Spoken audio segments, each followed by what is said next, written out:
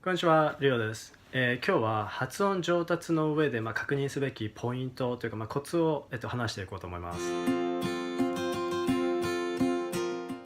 英語を学ぶ上で発音ってすごく重要な要素だと思うんですが、アメリカに例えばね10年20年とか住んでいる人とかで、一見英語で問題なくコミュニケーションできている人とかでも、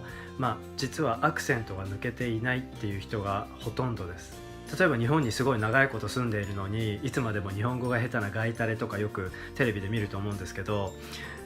実際第二言語を学ぶことって本当にすごく難しいことで、彼らが特別下手なわけとかでは全くなくって、長い間外国に住んでいてもその国の言葉をなんて言うんだろう、アクセントとかなく流暢に話せるようになるっていうことすごく稀で、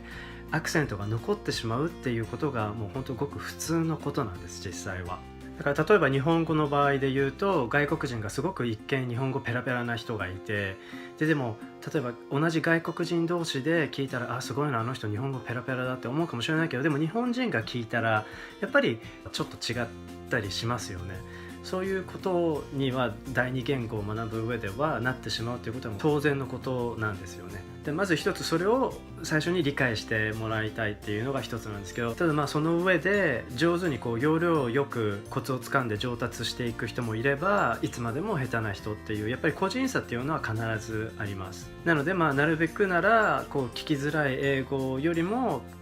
綺麗な英語を話せるようになりたいですよね。で発音に関してはやっぱり正直個々のセンスだったり耳の良さとかっていう部分がすごく重要な要素だと僕は考えています。で多分音感のいい人とかっていうのはすごくそういう意味ではセンスを持ってると僕は個人的に思ってるんですけど、例えば音の小さな外れとかを聞き分けられる人、必ずしも歌がうまいっていうわけではなくても、その音の外れを聞き分けられるっていう耳の良さですよね、とか音感の良さとかがある人とかはすごくやっぱり向いてるんじゃないかなと思います。そういう聞き分けられる、センシティブというか研ぎ澄まされた耳を持っているので、やっぱ発音の違いとかも聞き分けがしやすいと思います。でやっぱりそういう風に聞き分けができることで違いが分かるから、自分でそれに近い発音をするような努力もできるようになるので、自然と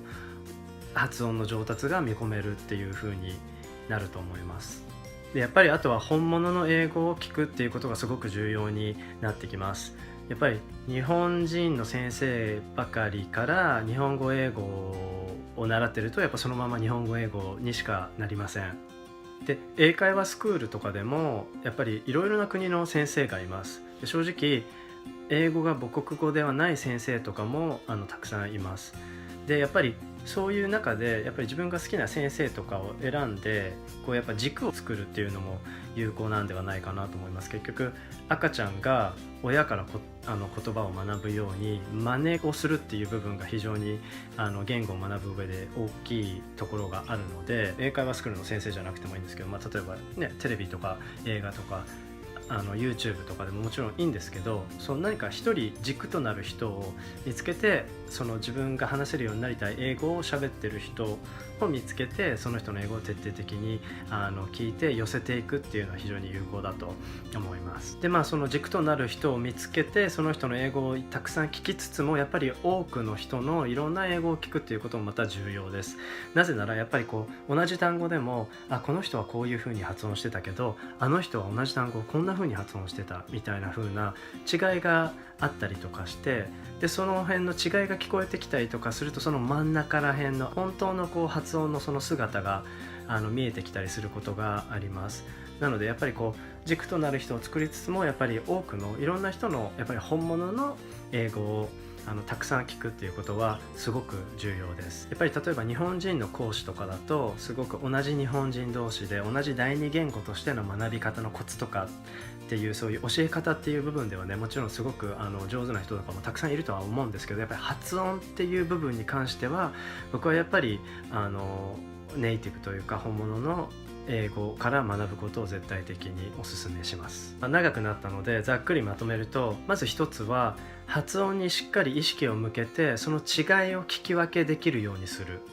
っっていうことと、でもう一つは軸となるようなお気に入りの人の英語に寄せていく、その人の英語をたくさん聞いて寄せていくっていうことをしつつも、やっぱり本物のネイティブの多くの違う人の英語を聞いて、常にやっぱりその発音っていう部分に意識を向けておくということですね。今回発音上達の基礎的なポイントをまとめたんですが、次回もう少しテクニカルな部分を一つちょっと紹介しようと思っているので、興味ある方は、ぜひ次のビデオをお楽しみにしていてください。はい、それではまた。